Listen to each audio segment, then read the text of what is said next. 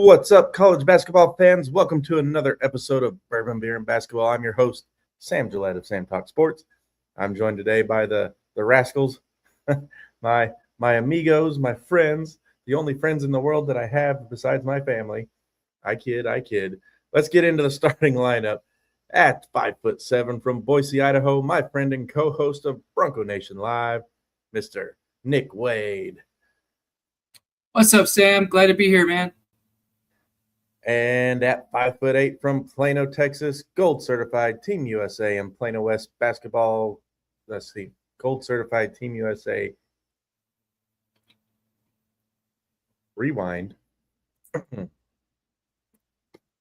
Hold on. Wait for it. There we go. At 5'8" from Plano, Texas, official USA basketball youth development license coach and Plano West basketball coach. You guys know him. We know him. Honey Yates. What's up, party people? We can't get the intro right, but we're going to get the show right. I tell you that. It's important to note that I am fighting a little cold here, and so my focus is so all good. We lost our big man. He wants to go to a hockey game or something. So, Dominic, we'll miss you, buddy. If you were here, things would be going smoother. At 5'10" from Twin Falls, Idaho, connoisseur of all things basketball and statistician superstar, Mr. Josh Fife. Through all the heartbreak, we still love our Broncos, baby. And at 5'9" from Columbia, Pennsylvania, gamer extraordinaire and founder of River Shark Gaming, Mr. Casey Wick. What's going on, everybody? Josh, I understand the heartbreak. Yes, you do. Mm-hmm. So it's important to note that my intro stuff is not because I've been drinking, although that is coming. Anyway, so Yates, you're an official USA basketball youth development licensed coach. There it is. I liked it so much better with the gold certified one. Yeah, it was so much easier to say. Yes. I had to go and delete that note because I don't know why I pulled up an old note. Anyway, all right. What are you drinking tonight, Yates?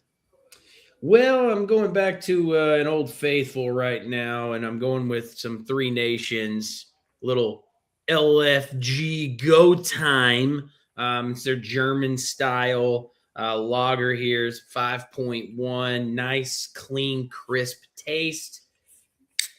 And goes down ever so smooth.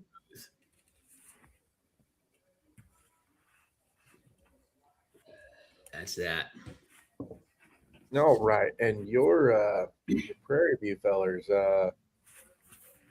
little shaky right now, huh? Hey, man, chill out. Let's not talk about it.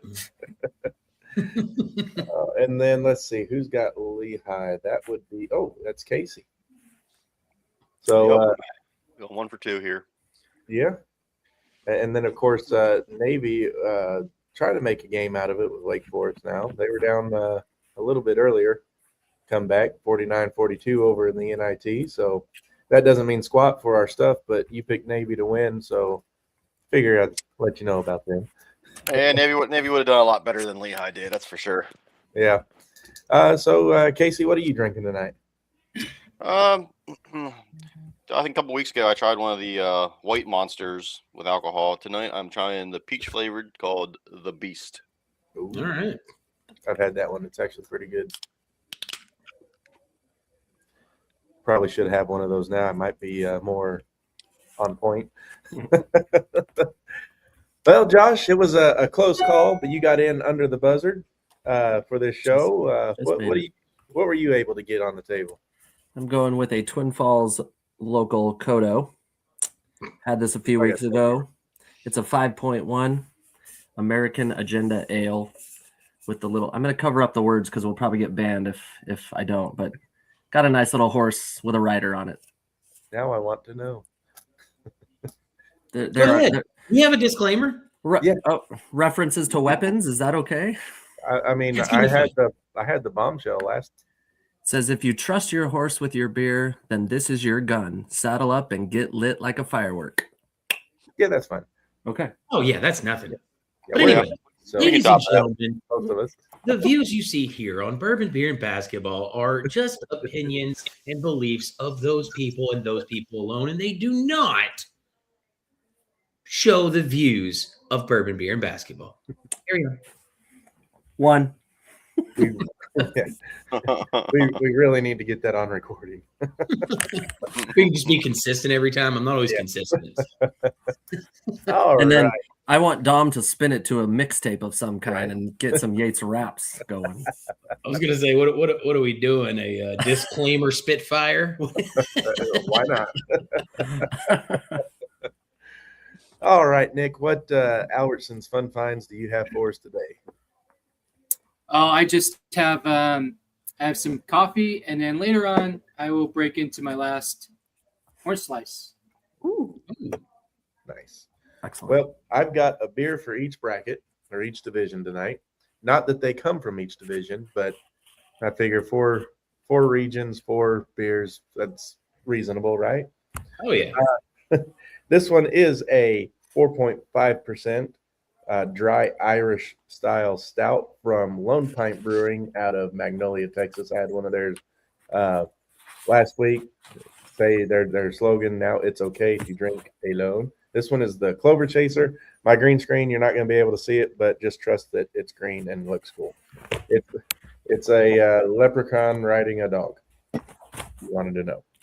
So here's our dry Irish style stout, 4.5.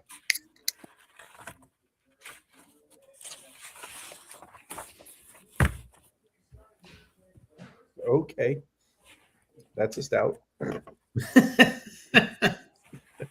All right, guys. Good news. Prairie View pulls it off. Chalk up a point. Yes, they did. I got 1 point. All right.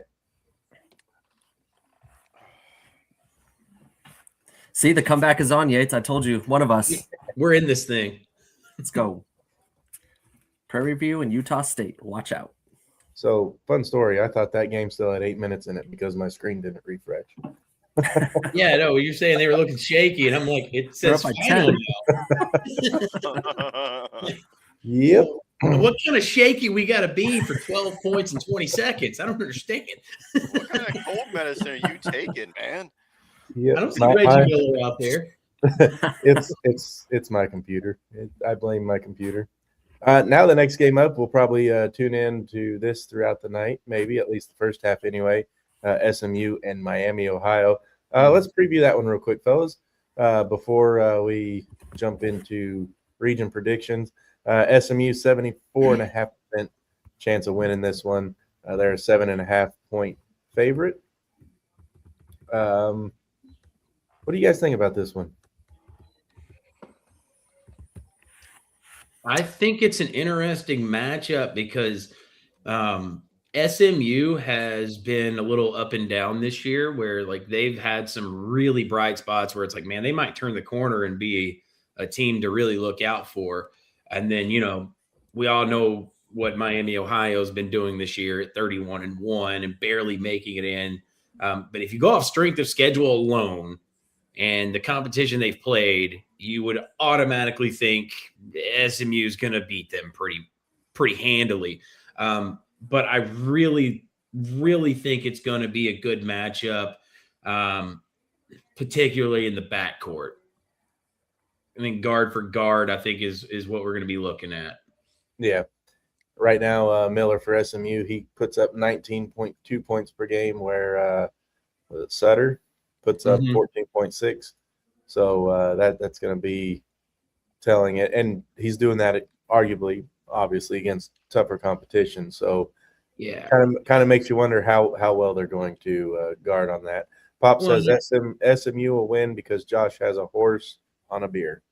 But also something to look at, and it might change for tournament time because, you know, it's kind of, you know, win and stay, lose, go home. Sutter is shooting the ball at 55% right now. Yeah. So he's only averaging 14.6 points. So he's not getting a high volume of shots. So I wonder if they're going to try to increase his volume now that we know, like, hey, he's over 50% shooter, we really need to get this guy more involved, especially now that the tournament's rolling. Yeah, and it's not like he's putting up a bunch of assists either. Skulljack is the team's assist leader at 4.7 per game. So that kind of, I mean, they got the guys that can pass the ball, so maybe it's just getting him open. Maybe that's why he doesn't take the shot volume. Miami does score 90 points per game to SMU's 84, giving up 75 to SMU 77. Story here is going to be, it doesn't matter what your level of competition is. Miami's putting up 52% of their shots are being made, where SMU's 49. So that tells your defense is there. And then the steals, 7.4 to 7.3, blocks 3.3 to 3.7. So, I mean, on paper, they look evenly matched. So we'll just see if on paper equates to on the hardwood. I'm very curious if this game gets close, how Miami, Ohio responds, because they played a lot of close games against weak competition. Can they pull out one of those squeakers against an SMU? And two, I mean, you got that they've been in those close game situations with an undefeated season on the line, and all but the last game of the first game of the tournament, last game of their pre-tournament season, they won. So they had the pressures of staying undefeated and won all but one of them. So that could play in here too.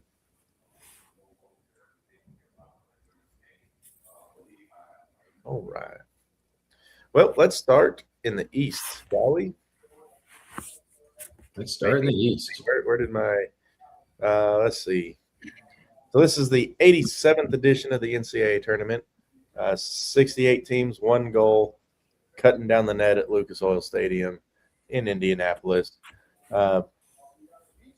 Duke gets the number 1 overall seed, as we know, 32-2, dominating the field. Florida, they also get a number 1 seed. They're going to be defending their 2025 title. Yates, our resident SEC guy, just real quick, are they going to get past Arkansas?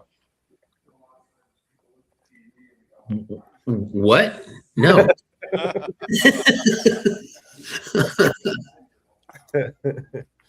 I knew that was coming. All right. Let's head to the East. Led by freshman phenom Cam Boozer, the Blue Devils are the betting favorites. Although I'd probably say Michigan's probably a better chance at winning. I think they have too much stock in that head-to-head earlier in the year.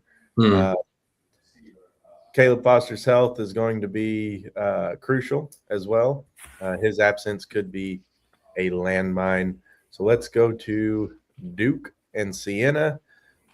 Any chance of a 16 upset here? With hope and prayer. Yeah. That's it. Because I would like that, because then I'd get double the points. But yeah, I agree. Ohio State, TCU, I think this is probably going to be the most underrated 8-9 game of the tournament. I think there's going to be a lot of fireworks in this one.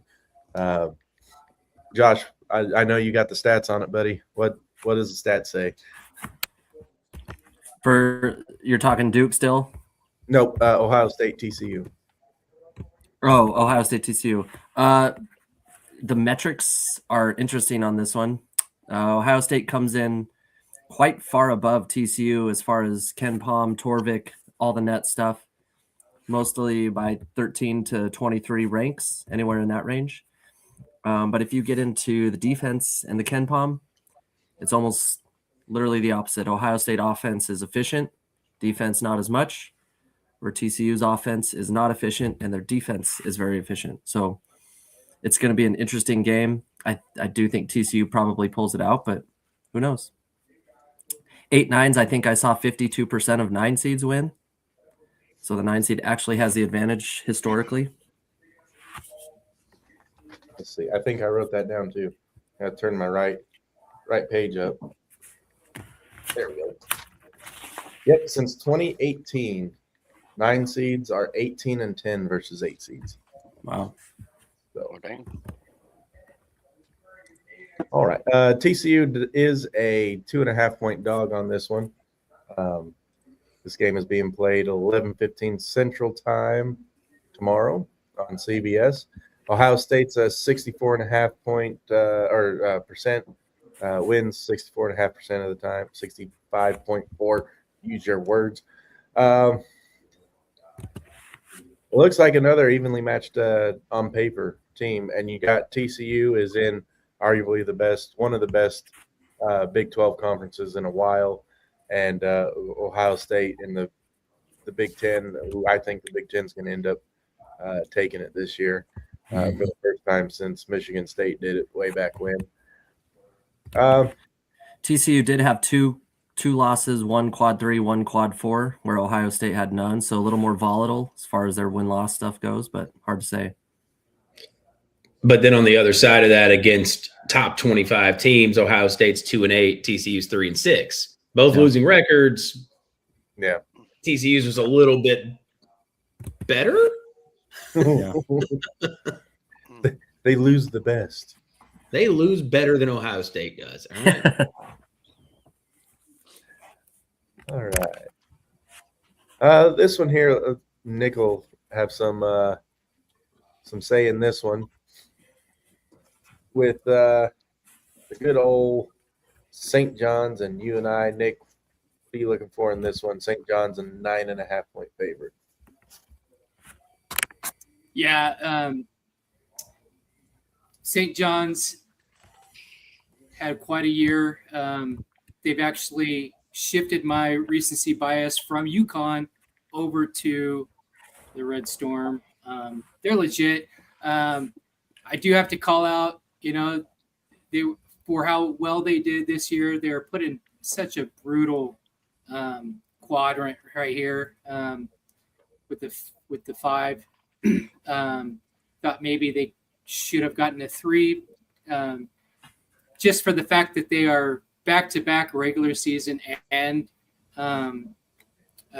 Big East Conference champions. Back-to-back double straps. It's hard to do.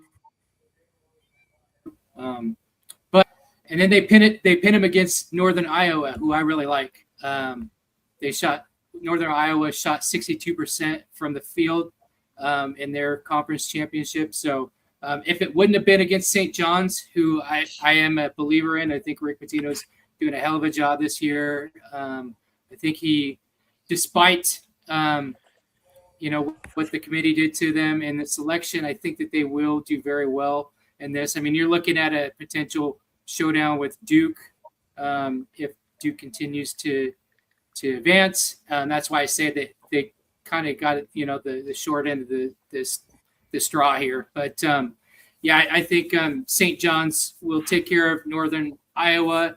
Had it been anybody else but St. John's, it looks like anybody like in that, like I would have even probably gone for the underdog against an 8 or a 9.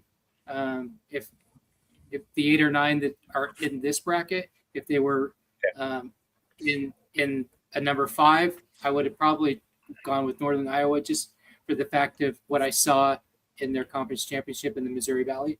But yeah, I think St. John's will cruise in this one and advance. Chip on the shoulder. Northern Iowa, one spot out of being able to earn double points with an upset. At least one 12 seed has beaten a 5 seed in 34 of 40 of the last 40 tournaments. Is you and I doing it this time? No. But if you go back a few shows, I did say that Northern Iowa was one of the dark horse teams that could take that conference. Then I stupidly chose somebody else. Anyway, yeah, I mean, I think what Nick said is spot on, man. Northern Iowa is going to play as tough as they do, but they're not matched up well with St. John's. Yeah, St. John's, it's like 15 more points a game, 11, 20. I'm not going to talk anymore. 81.6 to 69.9. Someone do the math. 14. There it is. 12. It's 12 points. There it is. We're just struggling a little bit. It's fine. All right. And the shining point will be they only give up 61.3 points. So if they're going to win, it's going to be on defense. Yeah, and St. John's gives up 70 and UNI scores it at 69.9. So it's like even if they hit their average right at 70, St. John's hits their average at 81. Yep. Yep. All right. Kansas and Cal Baptist. Another one for the Nixter here. But anyone can jump in and preview whatever they want. This is the other Kansas school that's in the tournament. Don't do that. Don't do that. Kansas is a 14.5-point favorite.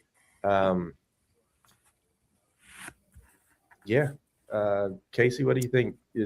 We're gonna let me slide right in. I'll slide in. I'll slide right in here, okay? Since Cal Baptist is in my I know. I was gonna get Casey on the Kansas side. Oh, okay. And I was gonna come get the Cal Baptist to just absolutely throw him down. Be like, no, not in my house.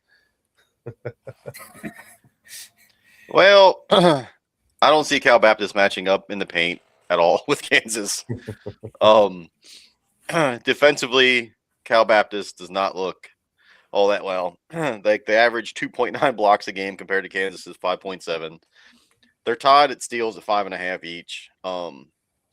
But like the metrics just do not go Cal Baptist's way. Plus, they're in California, so I mean, do we really need to say anything else?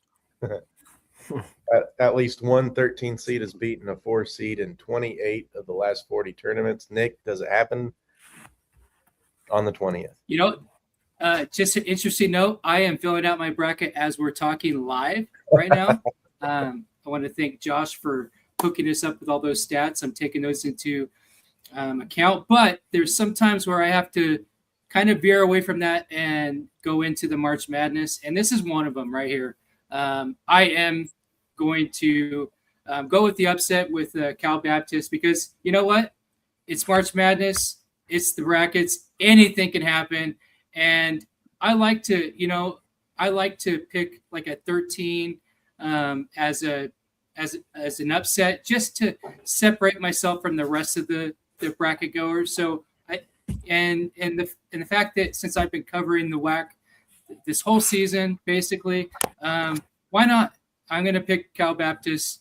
They don't measure up with some of the stats, but Cinderella's shoe can fit anybody, right? Dominique Daniels Jr. might be in that Steph Curry conversation. Top 5 in the nation in scoring 23 points a game, and he's the kid that went off for, what was it, Nick? 41 in the semifinal game or something. He is unconscious right now, so he might be that guy that takes Kansas by surprise. The thing with Cal Baptist is they played 3. I guess to me it's power 4 teams. But that's football talk. They played Colorado, lost by 6. Played BYU, and BYU was ranked like top 10. Got blown out 91-60, and then they lost to Utah 91-85. Yeah, I think Kansas is better than all 3 of those teams by a pretty good margin. Ooh, what you guys think? Which Kansas team shows up? If That's Kansas the question. Team we all know, they could run it. If not, round 1, bye-bye. That would be the $1 million question. Yep. I think the Kansas Iowa State team shows up and they lose this one. And one thing too is I just don't like the Rock Jocks. They can go suck it. Again, that Utah State treatment. No bias in this pick. Wow. Do you have a bias disclaimer, Yates? Is that in there somewhere? Absolutely not. But I kind of do. Remember, we just make picks Don't trust us. This is not gambling advice. If you don't agree with our Entertainment purposes only. if you don't agree with our picks, Bourbon Beer and Basketball on ESPN Tournament Challenge. Password is BBB26 exclamation point. Subscribe to the show and you can win prizes. And if one of us win it, then I don't have to give anything away. Yes. Yeah. All right.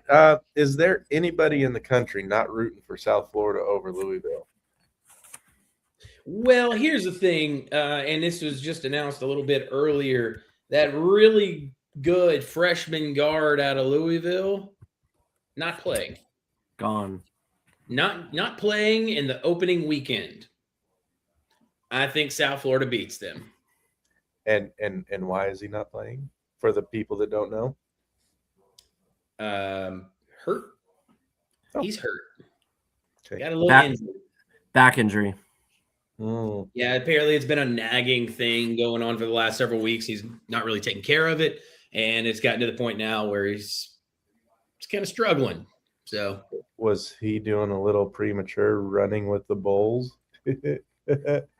See what I did there? don't drink another beer, Sam.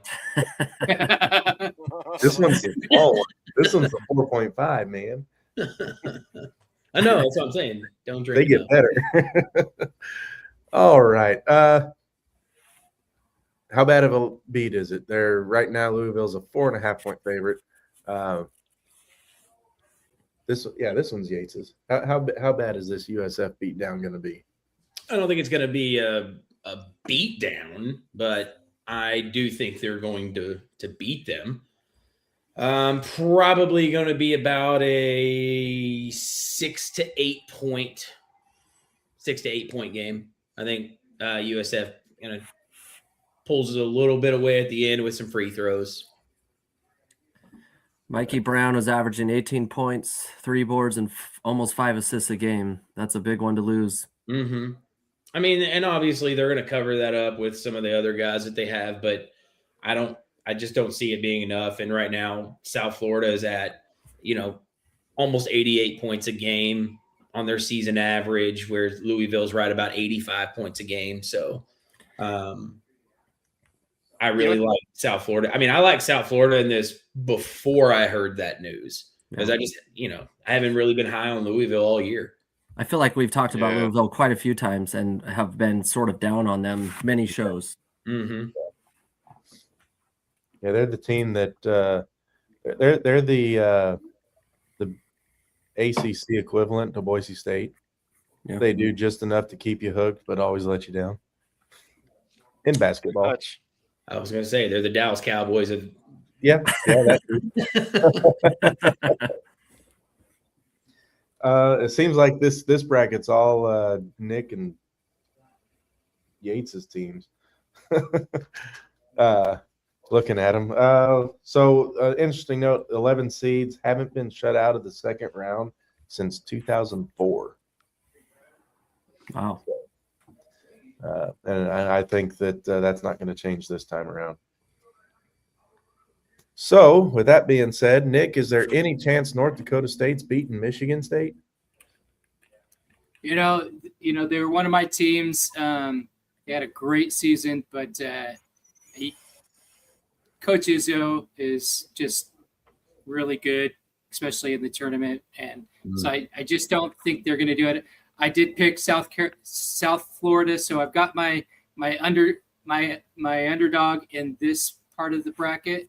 So this one I'm going fully with Coach Izzo and Michigan State.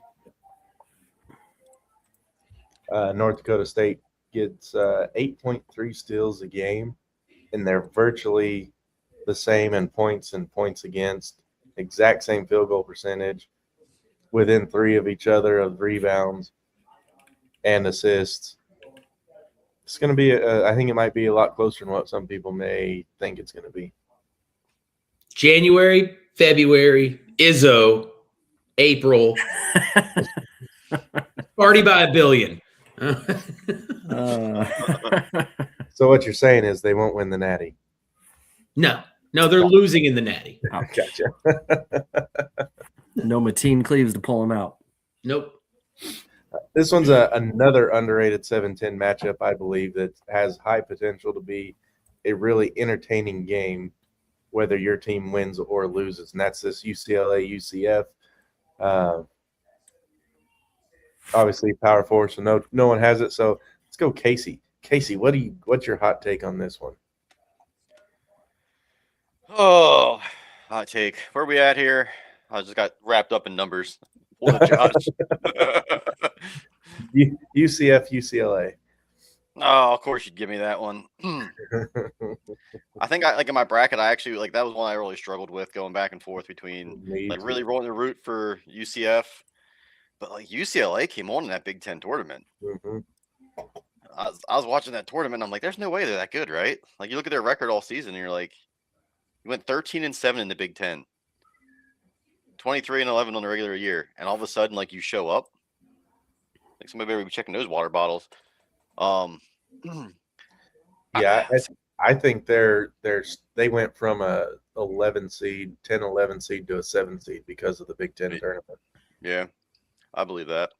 I mean, right now I want to go with UCLA because they got the hot hand. If you go and look at UCF in the last 5 games, they got blown out by Arizona, 81-59, beat Cincinnati by 1 in overtime, lost to West Virginia by 15, lost to Oklahoma State in overtime, and they lost to Baylor by 1 in overtime. So in their last 5, they're 1-4, and they beat Cincinnati in overtime, which got Cincinnati's coach fired. They're just not. They're kind of limping into this matchup where UCLA got hot at the right time. So I gotta go UCLA, even though I wanted to go UCF. Yeah, I was back and forth on that one too. I don't even remember who I picked. I'll be surprised whenever I say, "Oh yeah, I did pick right," or "Oh darn, I didn't." That's the only logical way to do March Madness. Absolutely. Just go through and pick. Don't even think about it. I think UCLA lives and dies with Donovan Dent. Us Mountain West people remember him because he was awesome, and then he got injured against Purdue, just terrible. But he says he's feeling 100%, so we'll see what happens with UCLA there. Checking my bracket as we speak. Yeah, I've been looking at some of the different analyst brackets just to see what everybody's doing. I've seen a lot that have UCLA going as far as the Elite Eight. I know they had a pretty good, tournament showing, but I don't know. I got UCF. Ooh. All right, the mid-major threats in this one, not this tournament, this bracket region. South Florida is a popular pick to upset number 6 Louisville. Santa Clara versus Kentucky is touted as one of the best first-round matchups. We're about to get into those.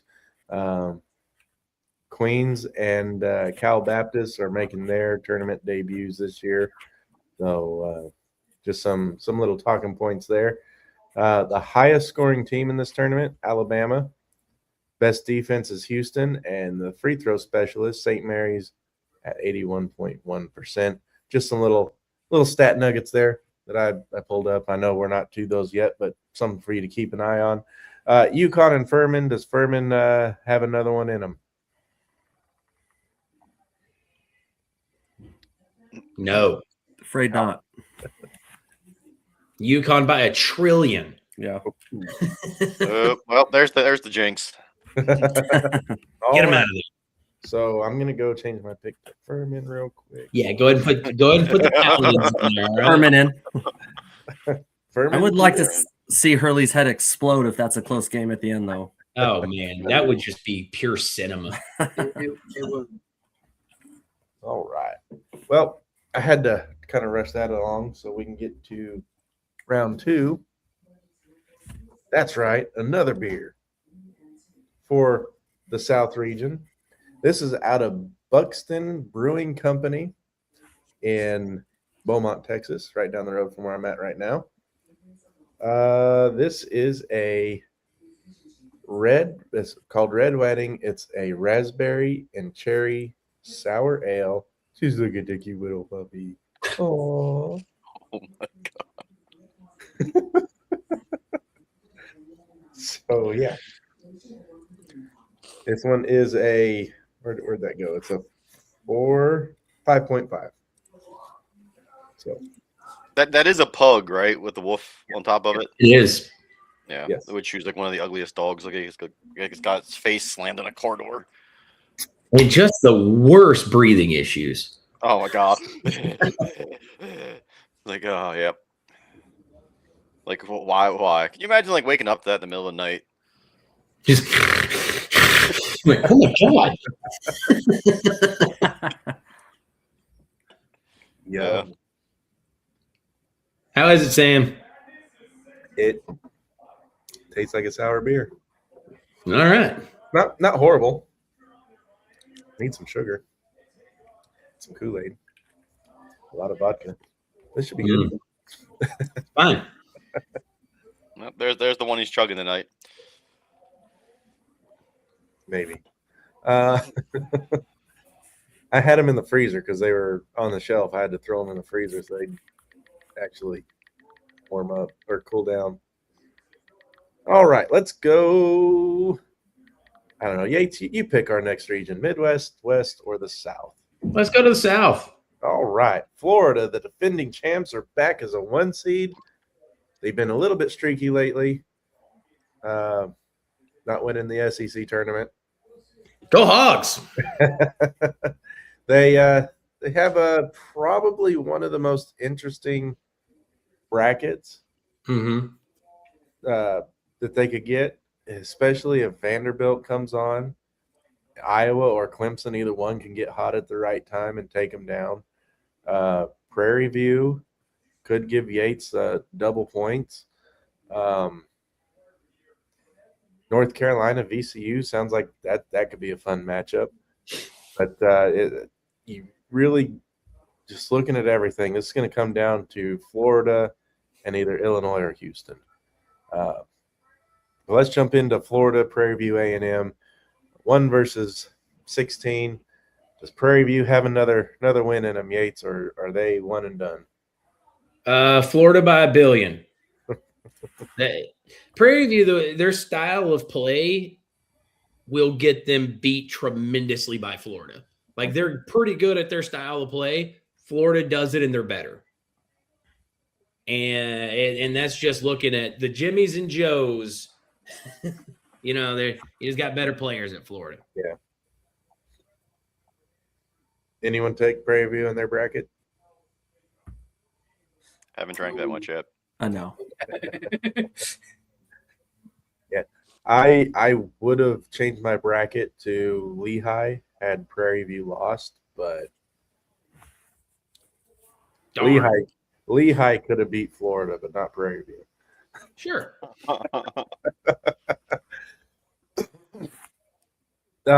Another high-profile-ish 8-9 game.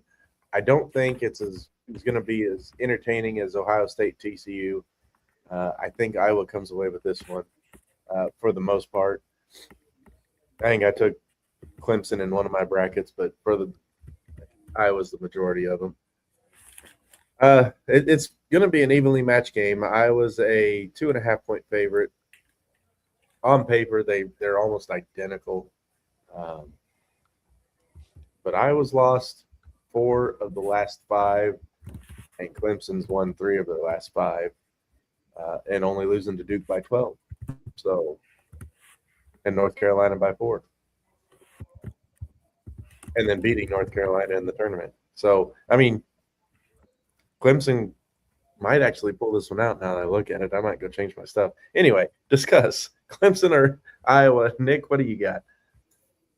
Yeah, for me, this will be a safe 9 pick for me. I'm gonna go with Iowa. I'm not really big on the ACC, just like I am in football. I just don't really respect them much outside of Duke in that conference in basketball. Yeah, I think this is where the number 9 kind of fits in with that those those odds that you were talking about earlier in the show. And I feel safe picking Iowa over Clemson. Yeah, they've lost like 4 in a row, but or whatever it was. But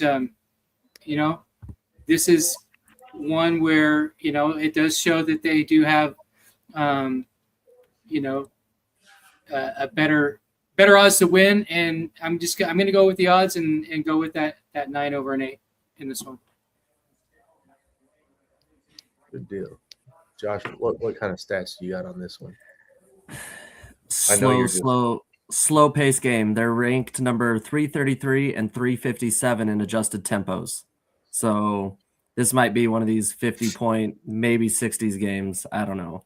I say that and they'll each score 90, so who knows? But their tempos are very slow paced. They're a set offense, run the ball around, try to find some little nooks and crannies to get the ball in. Not a lot of run and gun. What's a cranny? Next to a nook. That makes sense. Yes. Genius. All right. Let's see who's got this one.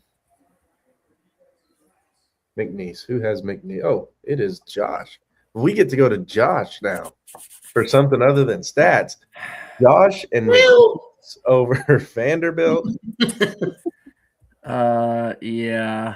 I'm not counting on McNeese for any points here. I think Vandy could make a run. I know did they beat Florida twice or once this year? I don't know. I know they beat them at least once. Once and they played them close another time. Vandy's one of those teams that I feel like every few years we get a 5 seed that makes a little bit of a run. And looking at the 5 seeds this year, I just feel like Vandy could be that team. I don't think McNeese is going to get past them. So it's a 81% Vanderbilt prediction on the ESPN metrics right now. All the stats favor Vandy, except for steals, but I think Vandy's got this one pretty simply. Did Vandy make it last year? Into the tournament? Yeah. So? I would assume so. Yates has got this. He's on it. Yeah, I'm looking at it.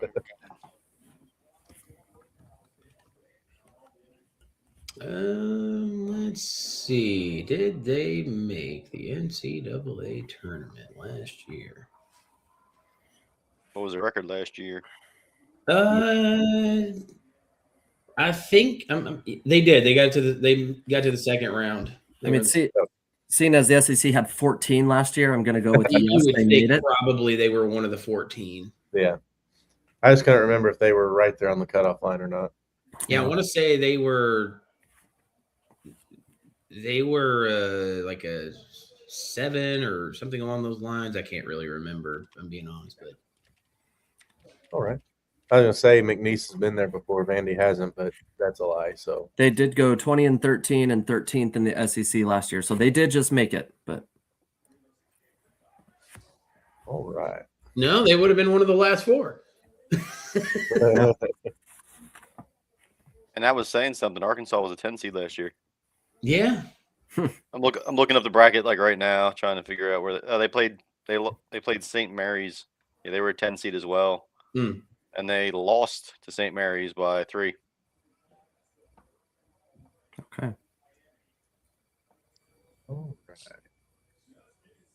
Wow. Grand Canyon with 13 seed got blown out by Maryland.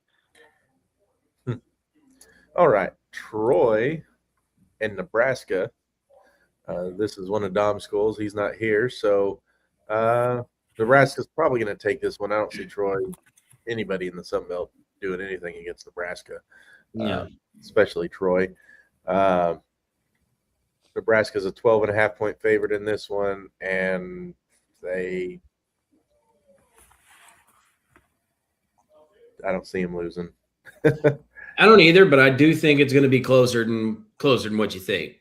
Troy's got a pretty good ball club. I don't think they got enough to win, but I think they'll keep it close. All right. Another one of Dom's, VCU and North Carolina. Josh, you're a North Carolina guy. How bad are they going to be beat by VCU? It's not looking good. I'm not going to lie. VCU's got a guard that's just unreal right now. And then they've got a 6'10 dude from Serbia, Lazar Djokovic. And those two, when they're playing well together, UNC's in big trouble, I think. I'm a Carolina guy, but I did pick VCU in my bracket. All right. Yates, another chance for double points. Penn over Illinois. How likely is that going to happen? Well, it's about as likely as somebody on this call getting a date with Sydney Sweeney. You know what I mean? Funny you should say that. It's possible, but no, absolutely not. Is that where Dom is tonight? Dom? Yes. Probably. And I mean, that'd be good. I wasn't supposed to say anything, but since you brought it up, I mean, out of the six of us, Dom probably has the best shot. So Probably. I mean, He is 6'2". what do you think hockey game means? Console hockey. Got it. Getting some shots. You know what I'm saying. Trying to sneak one by the goalie. You know what I'm saying. Ladies and gentlemen. In that case, you better send them all past the goalie. That's a paycheck. Pop Man, says Penn doesn't have enough firepower to be able to beat Illinois. Pop says he has the best shot against Sydney Sweeney. So We believe you, Pop. Yep. I think that was we all concur. all right. Oh, finally we get to talk about one of my three teams from the West Coast Conference that Josh so graciously. boo. You messed that up, dude. We got 5 NIT teams. What are you talking about? I count for some points of not here. means nothing. We were really good at second best. That's what that means. St. Mary's and Texas A&M. I actually went back and forth with this one a lot too. I really want St. Mary's, but then Boise State beat them, and then St. Mary's did good, and then they did bad, and then they did good again. Which St. Mary's team is going to show up? If they can get to the free throw line, they got a chance. But if they can't get A&M in foul trouble, I don't think they can pull this one out. If they do, it's going to be a close game. If they don't, it's going to be a blowout. They're either going to win by a little or get blown out. There's no in between.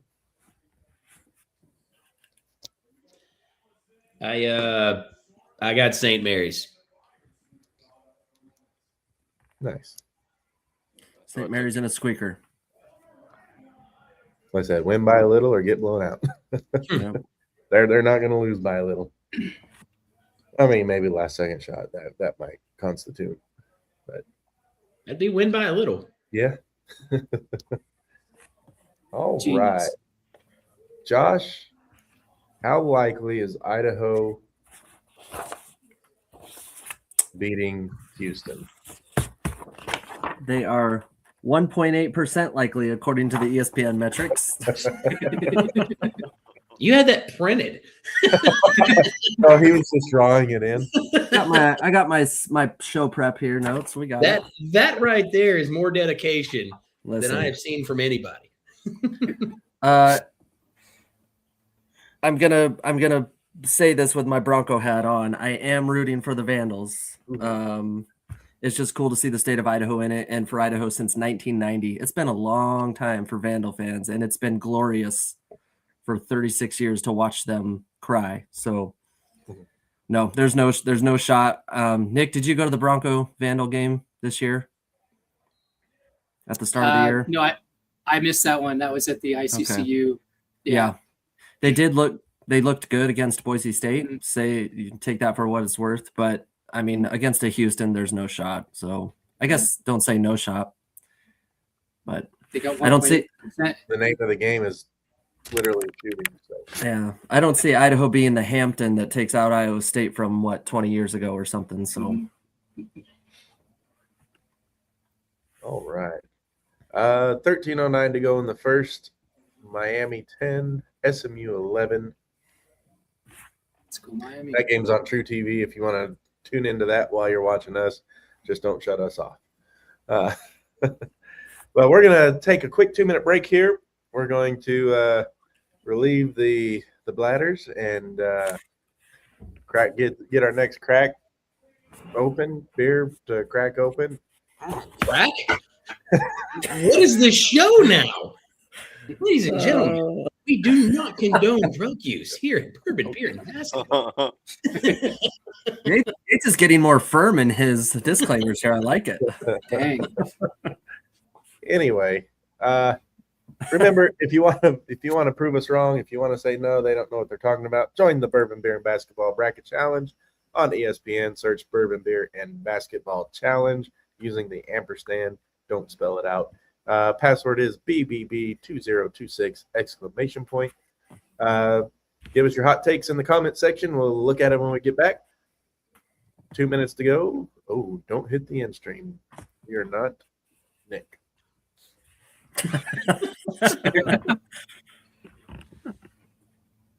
All right. We will be back shortly.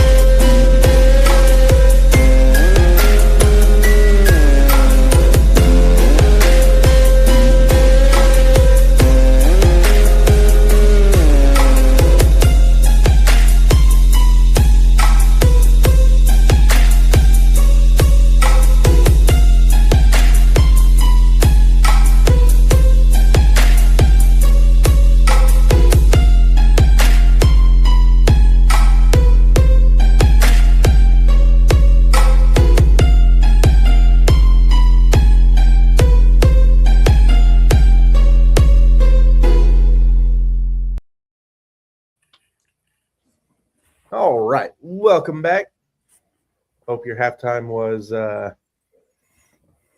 time. It was half the time. Oh, wait, did anybody see that really cool, graphic with all the team conferences? And That was fire. Yeah. it was so dope. Yeah. I'm just gonna make you feel better about Who that. did that? every week. I just want you to know that. I know the guy that made those. Took a lot of time and effort.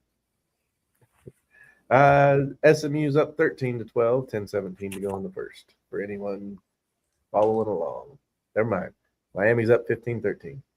It's gonna be back and forth. Okay, you got to talk about scores because I have it on and I'm behind you. Oh my God, the game's over. Miami won. Did they forfeit? I wouldn't be upset about that. Yeah, like on my screen, it's literally 13-12. It's all right. Look, when Prairie View ended, Sam had 8 minutes left. Yeah. So. Yates said, Good news, Prairie View won. I'm like, what do you mean? Score's the same. Oh. Refresh. So far, SMU's actually playing really selfish. Like they're not moving the ball well at all. Must be a first in thing or a first four thing. Well, there's a reason that all the teams are first four teams, right? Yep. It is kind of crazy to me though. Like I mean, even though I had the MAC and whatnot, to go undefeated and lose in your tournament and get like put in a play-in game is just that's so disrespectful. I mean, regardless of strength of schedule. Yeah. Yep. All right. Let's go to the West, where statistically Arizona is the safest bet due to their balanced backcourt and elite size.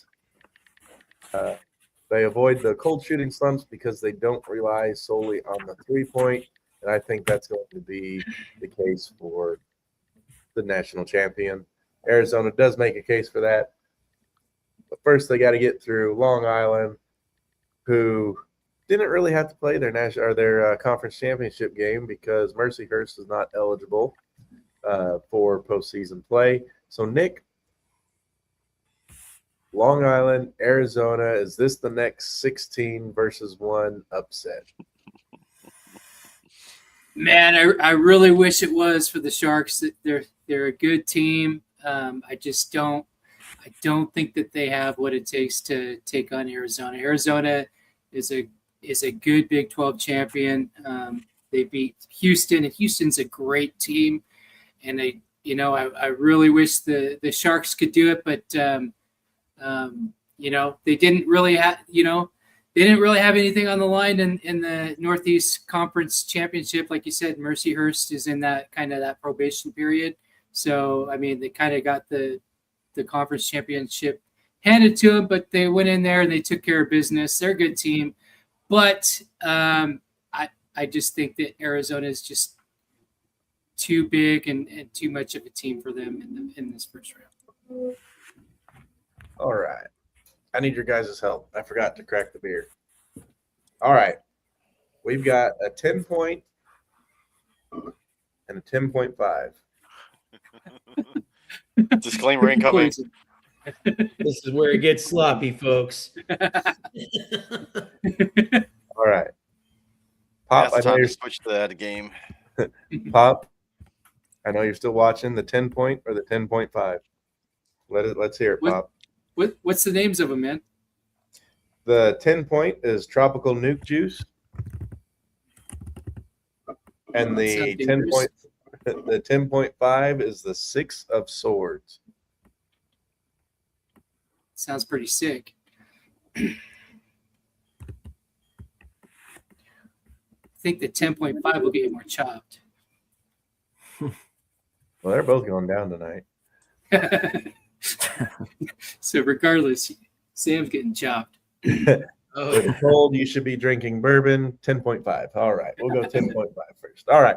So this is from Anchorage Brewing Company in Anchorage, Alaska. It's a triple India Pale Ale, dry hopped 6 times. Look at that artwork right there. The Six of Swords. Just really cool. That's awesome. The artwork is done by Wolf Skull Jack. So, but this is brewed with strata hops, dry hopped 6 separate times with strata, citra, sabro, one that I can't say, mosaic, New Zealand Cascade, more strata, and then one more time on strata. 10.5, 1 pint, Anchorage, Alaska.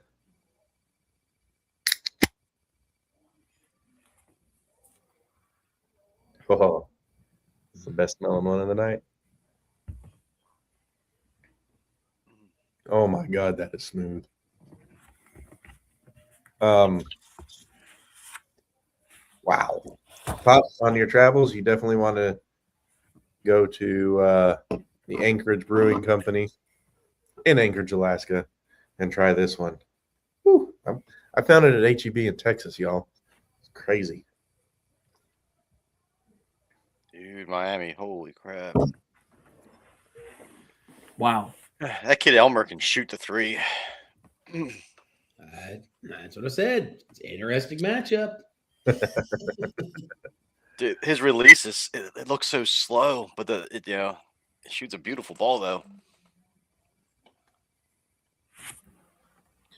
All right. I almost want to open the tropical nuke juice. I'm going to. We're going to open the tropical nuke juice because I want that India Pale Ale to be what's last on my tongue. Let's go. Before we get into that, Josh, why don't you?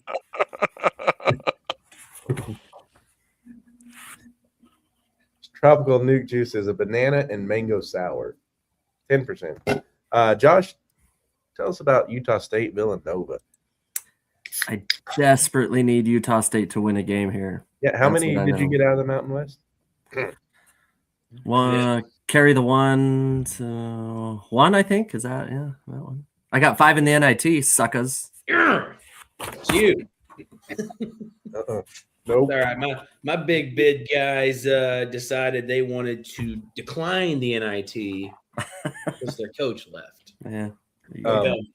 Just so you guys know, this tropical. Oh wow, it's yellow. It's yellow, not green. Anyway, tropical nuke juice.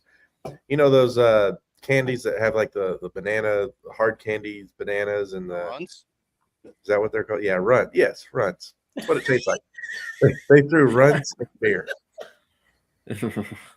Oh no. It's not good. Unless you like that kind of thing. All right, Josh, continue. My bad.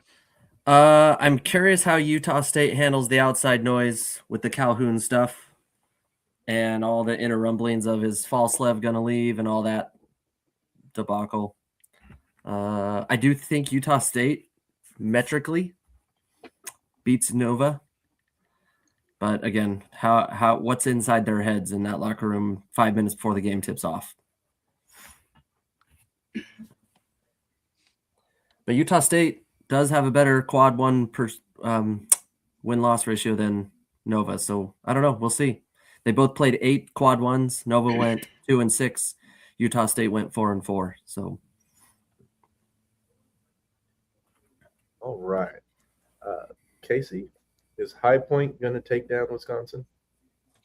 I certainly hope so. And I even went and picked them in the bracket, even though statistics are telling me I'm dead wrong. I mean, the Big Ten's been a good conference all year in terms of the top 5 or 6 teams. It's really hard to kind of go against that. But High Point also had a really good year going 30-4. Now, granted, schedule's not what Wisconsin's was, but they handled business in their tournament and they beat Winthrop, who was probably the second best team in their conference. And I mean, they're averaging 90 points a game and they're shooting almost 50%. They actually have statistically out rebound Wisconsin. And they're averaging almost 11 steals a game. If they can show up and play some defense, it could be a good game. Yeah. And of course, you got Chase Johnson, 48.5% shooting, not a single made shot from inside the yard. He is 0 for 4 on non-3-point shots. And only 4 for 4 from the free throw line. So every single point he's made this year, except for the 4 free throws, has come from behind the arch. 132 attempts, 48.5%. That's crazy. So Wisconsin's basically got to chase Johnson. They have to chase Johnston off of the free 3-point line. Try saying that fast 5 times. All right. Now this one's going to be interesting. No, it's not. Because States wins no matter who wins. I'll take this one, guys. Because I got Hawaii out of the Big West, and I'm really hoping I get no points from the Big West. Go Hogs.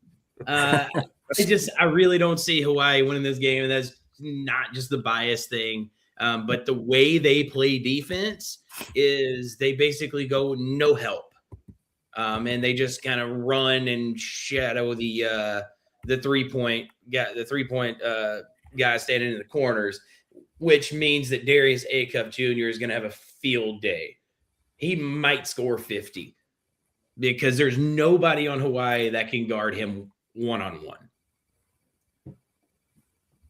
Hawaii can score it pretty well, not that well. So I think it's going to come down to just the just overall shooting percentages, I think, and Hawaii limiting their turnovers. But I still don't see that happening. So give me the Hogs. All right. That makes 2 Kansas schools now going to the second. Shut it.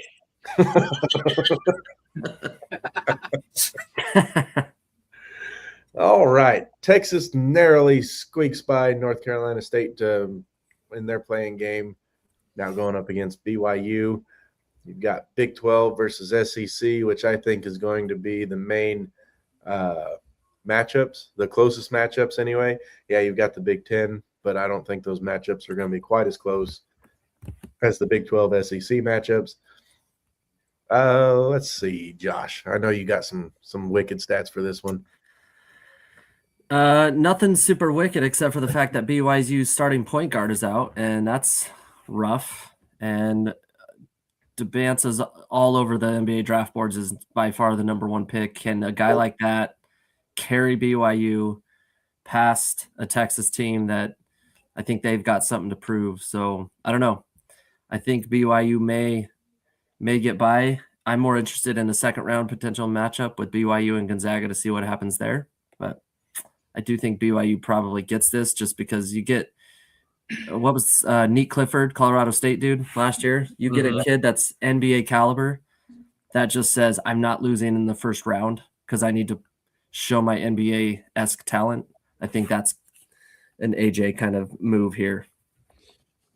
Yeah, that's exactly what I was going to say about it. Like, one of the biggest metrics in this tournament is having a player on your team that is going to be a lottery pick. Debanza meets that criteria far and away, and I think he carries BYU. Yeah. All right. Let's see. Kennesaw. That's Casey. Casey, I'll let you kind of fumble your way through this one before I come in and lay the smackdown on why Gonzaga is going to absolutely steamroll you. Yeah, that's pretty much what's going to happen. I mean, I'm not delusional. I mean, yeah, Gonzaga's just been pretty good all year. I mean, they had that hiccup there, losing to, a not so good conference team. Sam knows who it was. Yeah, Kennesaw State's not, I mean, Liberty actually didn't do well in the NIT either. So Conference USA just was not a good conference this year. Yeah, they're not. They're garbage. Let's see. Speaking of NIT, Wake Forest did beat Navy 82-72. New Mexico is rolling over Sam Houston 51-39 right now with 37 seconds to go in the first. Dayton's got a 10-point lead on Bradley with 3:51 to go in the first. Utah Valley and George Washington, 2:52 to go in the game. George Washington 72, Utah Valley 70, 3:40 to play. Illinois State rolling all over Kent State 75-51. It's your little NIT update there. I think the New Mexico Sam Houston is probably the most surprising. I thought Sam Houston had more fight in him than that. All right. But yeah, back to Kennesaw State, Gonzaga. There's no universe for Kennesaw. I lie. There's probably one where the bucket's like 20 miles long, wide. But yeah. Gonzaga's going to win that one pretty easily. That was my second West Coast Conference team of 3 West Coast Conference teams that Josh did not pick because he went Mountain West Conference. He's got 5 in the NIT. Could have had a couple more. You're lucky we're not keeping tabs on that. Oh, I am, because I'm bringing that up in 3 weeks when they run the NIT. All 4 semifinal teams. Yeah, that's right. I had them all. You get the participation trophy, guys. All right. Well, let's go with Casey on this one. Let's see Casey defend Miami. Miami against Missouri, the 7-10 game. I actually went with Missouri just because Missouri goes hot and cold, and I'm hoping that they get hot in this game. But the way my year's going, that's probably not going to be the case. I don't know. I mean, Miami's been the same way like with the ACC. Like every minute you'd watch them, you're like, okay, like they got some talent, they got and then like they go and lose, and you're like, what? Like they lost, to Louisville, and then they came back and beat Louisville. So like, I mean, Louisville's another team that we've been talking about how you just don't really know how it's going to play out. Now Missouri, I will say though, like they lost to Yates's Hogs in overtime, but then they got blown out by Oklahoma, who was not good this year in the SEC. So I'm hoping that Missouri pulls it out because that's where I went. But Miami just plays a pretty good defensive side of the ball and out rebounds Missouri statistically. So let's go Mizzou. Now, hear me out on this.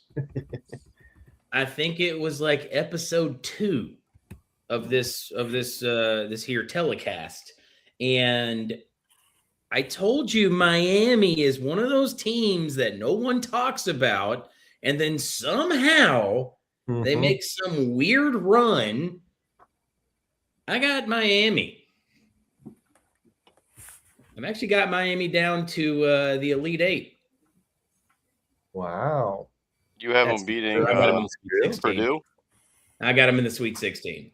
Yeah, I got them beating Purdue, and then I got them going to lose to BYU. Purdue's another one, though. I mean, like all season, like preseason, they were favored to be, top of the Big Ten and kind of, I don't know, squeak their way through. And they weren't really impressive. They were good, but not great. And then Big Ten tournament time hits, and they lay it on. Mm-hmm. Because of what I'm about to say about Purdue, they're going to prove me wrong and run the table this year. But they're one of those teams I just never trust. Yeah. It's man, I could pick them, and then they go and they lose to a 16 seed. You know what I mean? Yeah. Purdue. So we'll see what happens. Josh, you want to add anything for your ACC brethren? No, I mean, I can't tell you the times I remember Miami making some crazy ACC run, taking out my Tar Heels over the last 20 years in the tournament, and then shocking everybody in the tournament in some way. So I'm kind of with Yates on this. I think Miami is a team, just historically, they find players that can carry them a couple rounds at least. All right.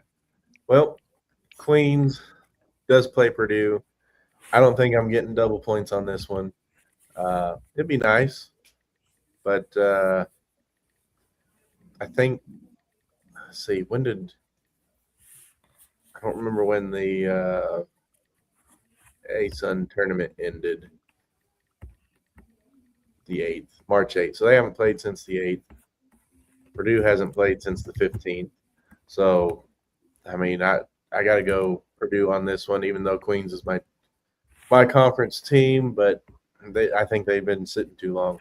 You get that rust. You got to wonder if they've been able to get any of these other teams to come do a scrimmage with them or something to try and get those game juices flowing. But Sam, I'm going to give you some hope here.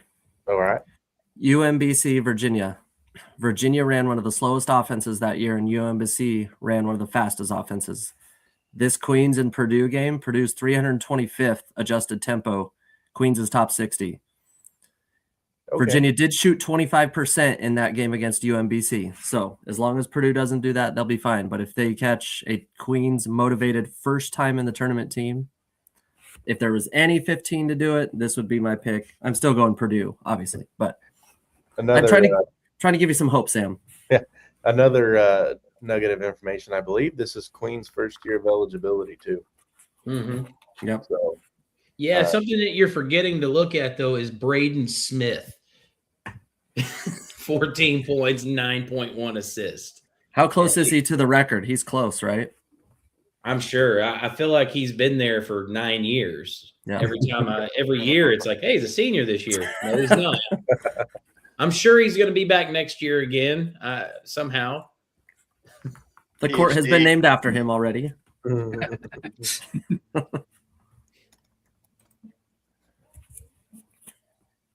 Let's see. As of March 15th, Braden Smith is on the brink of breaking the NCAA Division I all-time career assist record, needing just 12 more assists to tie. Heck, he can get that in that game.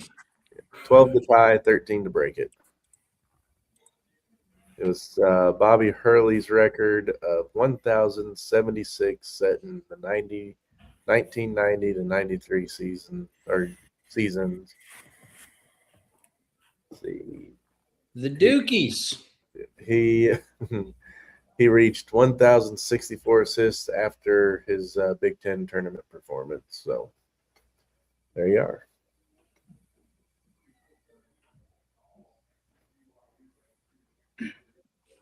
The more you know. All right, let's go. Well, maybe.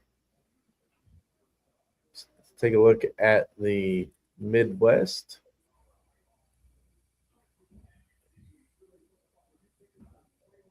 No. Dang it. They're down on my notes. All right. Midwest. Casey? Don't even do it. You're Howard Michigan by a mile. your Howard Bison made it. They got you a point. You guys have been listening to us talk about points and stuff. Let's give a quick update of the challenge here. Casey with Howard's win over who they play? Yeah, that one. UMBC. Yep, there it is. I saw it right whenever you said it too. Howard's win over UMBC puts Casey in a tie with me for first place at 8 points. We got 1 point for regular season championship, 1 point for conference championship, and 1 point for at-large bids to the NCAA tournament. And then you get a point for each NCAA tournament win. You get 2 points if you're a 13 seed or greater, and win, you get double the points. So Casey tied me at 8 with Howard's win. Dominic's in second, or I guess third, with 7 points after UMBC lost. And then Nick and Yates are tied for fourth with 5 Does that points. include my point for tonight? 1, 2, 3, 4, 5. Yes. Yes, that does. And then Josh is really hoping that Utah State, McNeese, Idaho, or Tennessee State can do something to give him more than 4 points. So that's where we're at. But I do have 5 NIT teams. It's a minor setback for a major comeback. You know what I'm saying? All right. Georgia, St. Louis. Or did you want to say anything more about your Howard Bison and Michigan, or just Michigan by a mile?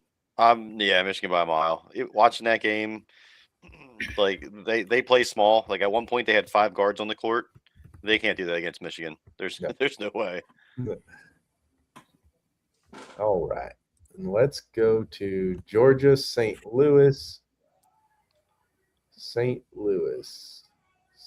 Who had St. Louis?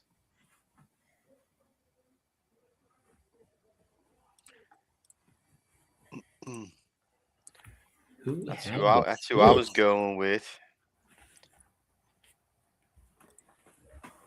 Side note: Miami, Ohio can shoot the ball.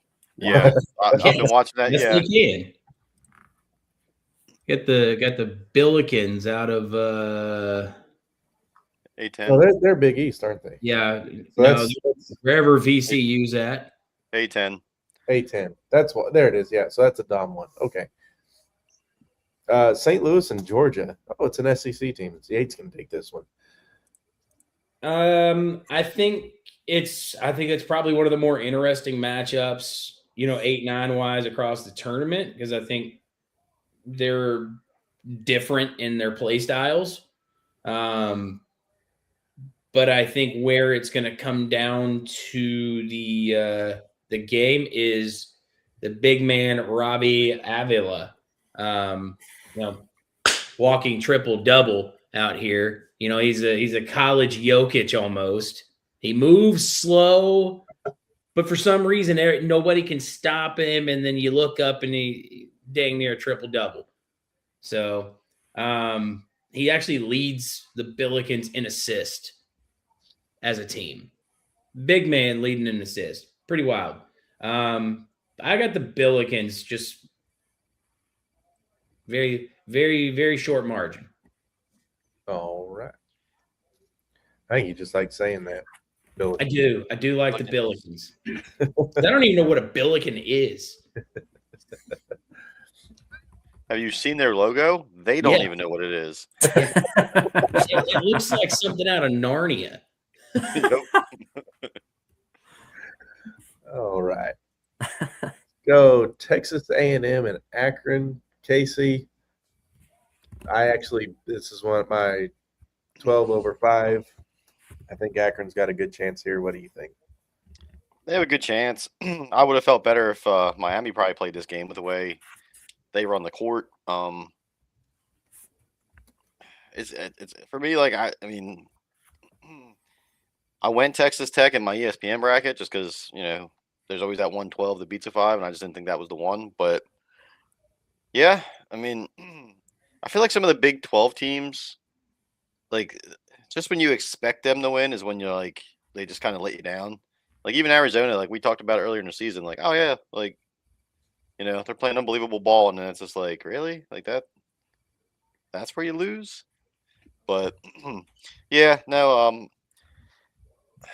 having the MAC and hopefully going to have two teams in here with Miami of Ohio playing pretty well. I'd like to see Akron, win this one, get me some points, but I'm going to have to dig into the numbers on this one a little bit more because my gut tells me Texas Tech's going to pull it off just because they played a better strength of schedule, and the MAC hasn't really, not many of the teams played anybody out of conference to really gauge that. So I don't know. I'm rooting for Akron, but I got Texas Tech taking it. Well, don't forget, JT Toppin being out. That is going to put a big dent in what Texas Tech can do. I actually have Akron in this matchup because of that. Okay. Yeah, it's like even like the next game we're going to talk about, like with the players being out, it changes the dynamic. So Tennessee and just to mess with you. Anyway, next game, yeah. If they win that game, I'm taking Miami of Ohio. Oh yeah, Alabama and Hofstra. Yates, SEC. It's the other A school. Mm-hmm. I like Bama in this matchup, but it also remains to be seen with the recent arrest of one of their players. How big of a role did he actually play, or is somebody going to be able to step up and fill that role? That's kind of the question that remains to be seen. I don't see, like, if they lose early, I don't see it being to Hofstra.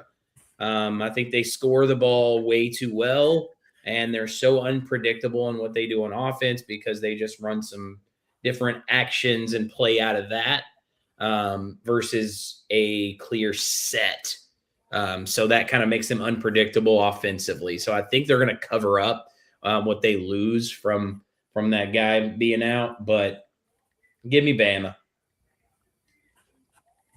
All right.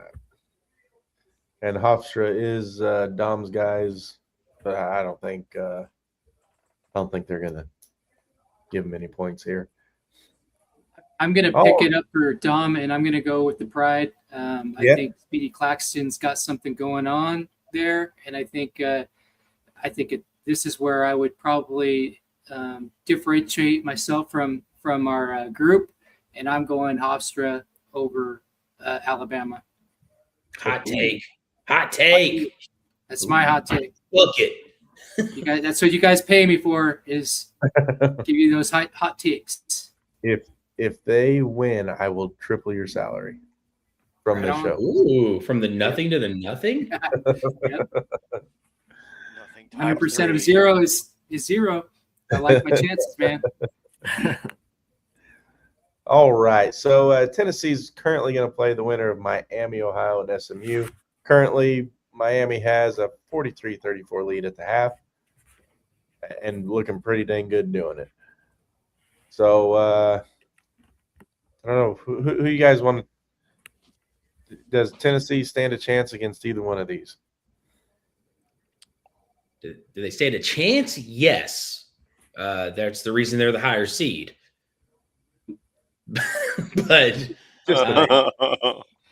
But I definitely feel I feel like Miami, Ohio is getting to the next round.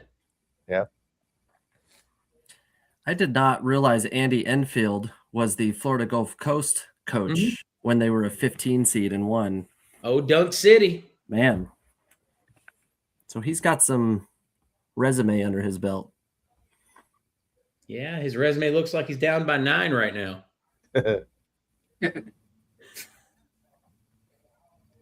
All right. Virginia and Wright State. That one is – oh, that one's me. Uh-huh.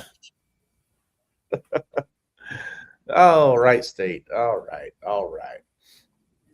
Wright State, actually, I picked them to win the regular season and their tournament, and they did both of that for me.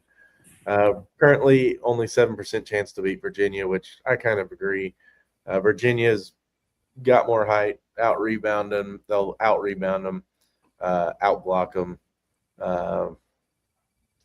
Score-wise, I mean, they're right there. Wright State puts up 80.7, Virginia 80.6. Points against, Wright State 73.3, Virginia 68.4.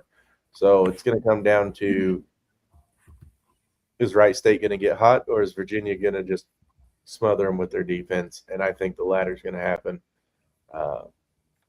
But, there's always a chance. However, I do have Virginia in this one, not going all the way, but I think I got them to the Elite Eight anyway.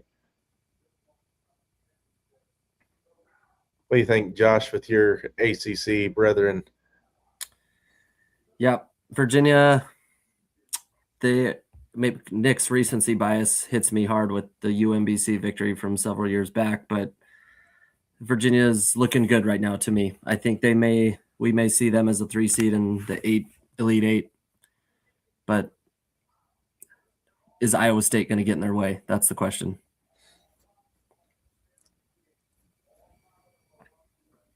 All right. Another one of mine from the West Coast Conference that I got 3 teams in from. Gonna keep saying that. 5 NIT. I'm going to keep saying it. There it is. Next year he's going to take West Coast Conference, even though the West Coast Conference teams are going to be in the Pac-12, just because of this year.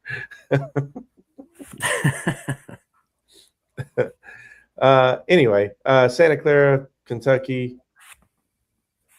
I think this one's an underrated 7-10 game too. Going to be a lot closer than I think people think it's going to be. Right now, Kentucky is a 3.5-point favorite, but I really think Santa Clara's got a good chance on this one. They put up about 3 more points a game than Kentucky, or 2 more points. And they play a little bit better defense, and they've already proven they can beat top 25 opponents in St. Mary's and Gonzaga. So I mean, it's going to be a good one. I have the Broncos. Yes. Plus, Kentucky's outdated. I mean, that's so 2010s. Yeah, who's either coaches? John Calipari? Come on now. They did him so dirty. Oh, they did. Talked about how bad he was and ran the program into the ground. It's like, yeah, because going to the tournament every year as a 3 seed and higher is awful. Yeah, like I would love for Santa Clara to like wipe the floor with them. I really would. Won't happen, but No, they're not going to wipe the floor with them. But I think they're going to win. All right, Josh, your last chance at double points here. Tennessee State versus number 2 Iowa State. Tennessee State has a less chance of beating Iowa State than Idaho does of Houston. So 1.7% according to ESPN analytics. Yeah, it's not happening. Tennessee State's got this one. Iowa State has this one. Although, again, 2 seed Iowa State lost to Hampton 20 some odd years ago when they had Big Ten great Marcus Fizer back in the day. But I don't see Tennessee State pulling a Hampton here. Iowa State's got this one. I think Yates, somebody's talked about Iowa State this year several times, and I feel like they're maybe the 2 seed that's got the best shot to run the distance. It wasn't me. I mean, we played against them in Maui, and they took care of Boise State handily in there, and I think that's what has impressed me about them, and I have them going pretty far in the brackets here. Yeah. Yeah, in this side of the bracket, I have Virginia beating Iowa State. I've got Virginia in the Final Four, honestly. Just the way the matchups are laying out for them, I can see it happening.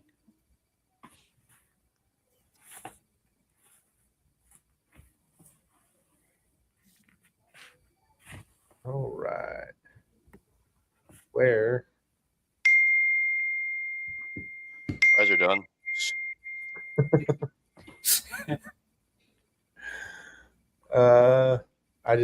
There they are. Okay. Nope, that's not them either. I was trying to pull my brackets up and they all just disappeared. Lovely. Goodbye. Nick, I would like to print out that since Sam pays you nothing, Josh apparently can afford all this paper to print all these stats out. So if he's hiring, I think you can get a raise. Listen, Yates will know as a teacher, you have unlimited access to paper. Okay, so we actually ran out of paper this year. Oh, well. Thanks, science departments. Don't cut down the trees. That's bad. Yeah, our science department decided they were going to print out a bunch of periodic tables every day. That might be the first time I've ever heard of like that happening ever. Same. This is my 14th year in education. First time it's ever happened. Idaho did just cut massive amounts of budget from the education department, so maybe we had too much paper on hand. Maybe that's what it was. Yeah, for sure. Yeah. Okay, here's the question. Where did they redistribute the money to? To military. The study of ESPN analytics for bracketology. That's a good investment. You can get some NIL money out of that. Probably catfish mating rituals or something. Who knows? The sad part is there's accuracy in that. This is the sad truth. So there's 14 hours, 2 minutes, and 23 seconds and counting to lock your brackets in. So my main bracket, I have. I might be changing some things because I just realized what I did on this one. This one shouldn't be my main bracket. But I have Duke, UCLA, Arizona, and Gonzaga.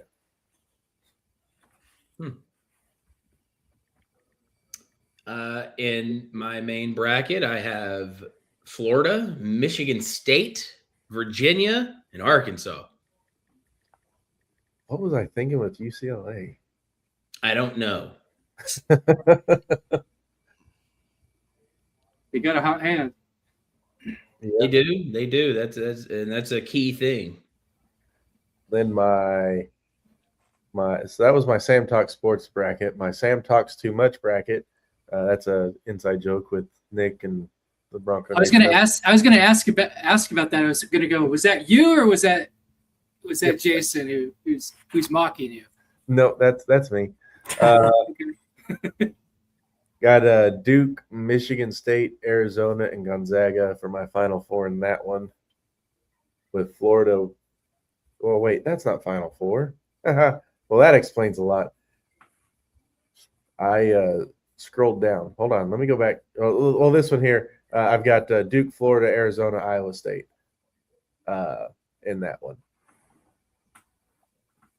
Let's go back to this one. The Sam Talk Sports bracket is Duke, Houston, Gonzaga, and Michigan. That looks so much better. That sounds better. All right. And then my Sam Go Home You're Drunk bracket. Duke, Florida, Arkansas, Michigan, with Arkansas winning it all. Had a kid. I don't think you were too drunk. I was going to say, you're talking about Sam's drunk bracket. I'm like, all right, you're throwing the Sharks in there. Okay. Got a little Long Island against a little Prairie View in the championship. Let's see. What was Cal Baptist upset Kansas on that one. Then I got South Florida making it to Sweet 16.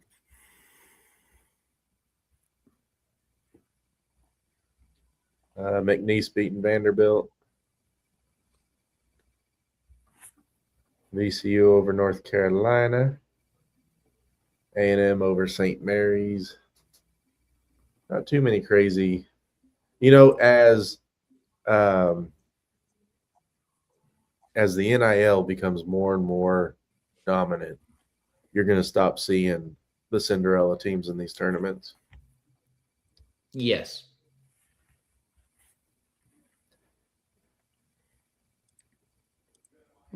You'll see one every once in a while, and then the guy that was the catalyst for that Cinderella team ends up at UConn. Right. So, all right. Hot takes. Who's got the hottest take of the tournament? I got a hot take. I think the east side of the bracket is where you're going to see the most meltdowns, especially with UConn down there. I've really lost a lot of respect for them watching the whole season, and I think that there's going to be a major breakdown. I have coming out of that side, I got a 5 and a 3 with that up for grabs going into the Final Four. So my Final Four are and in the other ones I have and I also see kind of the same thing going on with the West. I have a 4 and a 3 coming out of that. And then on the lower side of the South and the Midwest, those to me are kind of going to go the way probably most people think, with the 1 and the 2 coming out. So my Final Four, I have St. John's, Houston, Arkansas, and Michigan. And I'm rolling with Kelvin Sampson again. I think he's going to come back, and it's going to be Houston over Arkansas by 5 in the final. But yeah, I'm a big fan of Kelvin Sampson and Calipari. So, and I really think that I think that John Calipari is going to have that team with a chip on their shoulder, because they kind of gave him also, they gave St. John's kind of a rough deal. They also gave Arkansas a rough deal, and where they're sitting at in that side of the bracket. But I think that they're gonna come through, and so that's what I got going. All right. Why don't you go ahead and do your shout outs too? My shout outs, I'm shouting out to you guys. Thank you for letting me be on, and I didn't bring anything but myself, and just thanks for being my friends. Well, shucks, you're gonna make me cry. All right, Yates, give us your final hot take, and then your or you got any brand shout outs, Nick? Just I'm rolling with Albertsons. They're a great company to work for. They have superb premium quality in their meats and vegetables, and also unique products like Slice. All right, Yates, give us your brand shout outs and final hot takes. All right, so tonight we're drinking on some Three Nations. Let's friggin' go, because it's go time leading up to this NCAA tournament. It is what is normally seen as a Christmas song is not a Christmas song. It's actually made for March Madness, and it's the most wonderful time of the year. Amen. You know what I'm saying? But I think really the biggest hot take for me, and I don't even know if it's a hot take. It could just be a very mild take, but I think the West is the weakest bracket, which is why where you said, like, we kind of got a raw deal on our placement. I love where we got placed because I think, obviously, we take care of Hawaii. I think Wisconsin's one of those like hit or miss teams, and I just don't trust them. So I think we get through them. I think when you match up guard for guard against Arizona, and that's the beauty of the NCAA tournament. Everybody talks about you got to have depth, you got to have this. No, if you want to win, you play 7, maybe 8 dudes. We go 7 dudes, sometimes 8. When Carter Knox gets back, then sometimes it's 9. But I like our matchups there against an Arizona. And then you're going future pro against future pro when we got BYU coming in the Elite 8. And I like us going up and beating them. But down on the other side, man, I think Virginia is one of the most overlooked teams right now, sitting at 29-5. I don't think they've gotten talked about enough, and I think that they're good enough to be able to run it into the Final Four as well. But yeah, I mean, like I said, hot take there. Don't know how hot it is. I think the West is the weakest bracket as a whole. All right, and you're Casey. Your brand shout out and your hot take. All right. Brand shout out is drinking this monster peach flavored called the Beast. Not bad. I don't know if it's just I don't know, something about like the carbonation in it when you don't really taste much of the peach. But I like the white ones better. 100%. And then hot take, I kind of gotta agree with Yates on like his comment about Virginia. Like the fact that like their coach retired and then like they hired his like son like last minute and like they're still rolling is impressive for that whole coaching tree there. But I'm actually thinking that the Midwest, aside from like that's probably the strongest bracket in the tournament right now with like Michigan, Iowa State, Virginia. Alabama looked better until they went the way of Georgia in football. We'll just leave it at that. 2.1. Like it's something about the SEC, man. Like the players just cannot stay out of trouble. It just means more. Yeah, more felonies and arrests. Especially if you have a car and you play for Georgia's football team. Yeesh. But yeah, I mean, ultimately, as much as I want to say, like, hate to say it, like the Midwest and all that is going to come down to the power teams in it. I mean, you could have a dartboard and throw in like in the top 4 seeds, and that could run that table.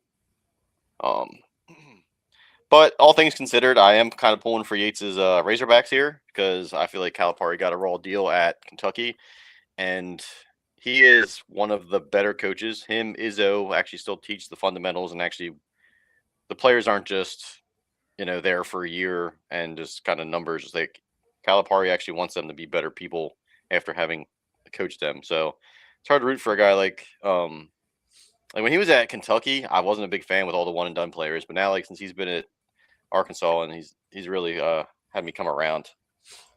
I believe he's a lot more vocal about things now than he was at Kentucky. I feel like. No, he is. And I've grown to really like that guy a lot. And I'm like you. I used to not really care for him too much. I didn't really like Izzo either. And then as I've gotten older, like it's less about their personalities that kind of can be brash and a little bit arrogant. But yeah, I mean, they're both outstanding coaches in the game of basketball. And I feel like all sports, but especially basketball, probably over like the last 10 to 20 years, the game's really changed from a team game to it's all about the eyes. I mean, the assists in the games are way down. The ball movement's atrocious. Like, I can't imagine being a coach at today's age. But speaking of ball movement, though, Miami moves the ball pretty well as a team. Miami of Ohio, not the Hurricanes. All right, Josh, what do you got? I've got an American Agenda Ale from Kodo Brewing Company right out of Twin Falls, Idaho. Really cool place to go watch some sports, get a good meal. Hot take. Kind of leaning with Casey on this one. That Midwest bracket looks scary to me. And Virginia and Iowa State, I just feel like a 2 and a 3 that could come out and shake up everybody's brackets if you're not taking 1 seeds all the way. Watching Virginia play Duke in the ACC championship, I think Duke may be in trouble with two of their key pieces out. I think we fall in love with the Duke idea with them winning all the time, and it's been a while since they've won. So I guess a hot take, it would not shock me to see Duke not make it to the second weekend. We'll see. And shout out to, I don't know if you guys remember the story, about 20 years ago, a kid named Jason McElwain, autistic kid who got in with 4 minutes left in his basketball game. High school coach put him in, just wanted him to shoot 1 shot. He made 6 threes and a 2 in 4 minutes and scored 20 points. Found out as a 36-year-old he's doing great. Saw that story pop up the other day and kind of remembered that. Making big. He won 2006 SB Moment of the Year. Really a cool story. If you go back and look, it'll give you the goosebumps. I remember that. That was awesome. It was amazing. All right. Well, I'm going to scratch out a couple of notes because you guys have already talked about them. Let's go with the 12. I think there's going to be 2 12-seed upsets here. High Point over Wisconsin. Panthers are just a trendy pick right now. They lead the nation in turnover margin. Wisconsin relies way too heavy on the 3 ball. If those shots aren't falling in the first 10 minutes, the Badgers are heading home early. Don't sleep on McNeese State either, or McNeese. The Cowboys' pressure defense is a nightmare for any team that hasn't seen it in person. With Caleb Wilson, without Caleb Wilson, North Carolina is basically a shell of themselves. VCU is coming in red hot, winning 16 of the last 17, and they have the guard play to absolutely dismantle the Tar Heels' perimeter defense. VCU could come away with the win there. Safe bet for the championship is in Arizona, though. They're the most stable team in this field as far as being healthy and balanced. Tommy Lloyd finally cuts down the net in Indianapolis, while the rest of your chalk picks are in the paper shredder by Friday night. So I haven't picked Arizona to win, but I'm there. It's in my next bracket. I put 3 in the group. Pick one bracket and stand on it. Between one of them, man, you'll get it one of these days. I put 3 in there. I've got one more that I've been working on for Arizona that I've been diving into and really, really meticulously thinking about. But I don't know if you have. I don't know if you have enough time, but you can still put in 22 more. I think the limit. For ESPN, for our group, you can only do 3. So it's a lot of brackets. It is. Is it true that you have to do all 25 to have a chance to win their big prize thing? No, you have to win any of the prizes. The big prize, it's not a perfect bracket prize. They don't have that. The leaderboard is only for entertainment purposes. It means absolutely nothing. All you have to do is pick the national championship or champion, and then your name goes into a drawing. That's it. How about that? There you go. So yeah, that was something I didn't mention earlier. I do have I have 3 11 seeds beating 6 seeds. nice. I think the 11s look better. BYU is the only one that I have advancing. Nice. Well, real quick here before we get going, Lone Pint Brewery out of Magnolia, Texas. Now it's okay to drink alone. This was a dry Irish style stout. It's a green can. Deal with it. Leprechaun riding a dog. Pretty cool. It was all right. Not the greatest, not the worst. I came in with this gem, Red Wedding, Raspberry and Cherry Sour Ale. Cute little pug with a little wolf. Yeah. That one's out of Beaumont, Buckskin Buxton Brewing Company out of Beaumont, Texas. Then out of Anchorage, Alaska was probably my favorite artwork of all, the Six of Swords out of Anchorage Brewing Company. I mean, does it get any better than that? It's kind That of is cool. a cool can. That is a nice can. All right. And then wrapped it up with the tropical nuke juice. Banana and mango sour, a 10-point. It's all right. Good stuff. Quick recap of the points. Me and Casey are in first with 8 points. Dom's in third with 7 points. Nick and Jonathan are fourth with 5 points. And then Josh is bringing up the rear, wishing he would have taken the West Coast Conference with 4 points. So Keep your West Coast Conference. he's got 5 teams in the NIT. So I'm leading that one, right? Yeah. Killing it. Killing it. Over in the NIT, George Washington did beat Utah Valley 79-78. Illinois State rolled Kent State 78-58. Wake Forest beat Navy 82-72. Nevada's up on Murray State with 6:40 to play, 27-26. Told New you. Mexico's up on Sam Houston with 10:46 to play, 77-57. And Bradley is losing to Dayton with 12:47 to play, 58-39. So 2 Mountain West Conference teams are playing. 2 of them are currently winning. And a third plays at 10 o'clock Central on ESPNU for those that want to stay up for that. All right. Final Four, we have a great show for that coming up in a couple weeks. Next week, we will be previewing, kind of recapping the tournament up to showtime and then previewing the games after showtime. So tune in next week, 7:30 Central Time on Wednesday, same time, same place. Final Four show, we have a great show coming up. We are going to have the 3 poor decision fellas on, and they are going to pair each city or each school that they're going to pair a bourbon with them and come learn about some bourbons and have all the fun there. Fellas, thanks for joining me through my sick ramblings. Not really sick, just kind of a cold. But yeah, we'll see you guys next week. You're sick. Stay safe. And join Nick and I tomorrow night at Bronco Nation Live, right here. Bronco Nation updates. All right. We'll see y'all next week.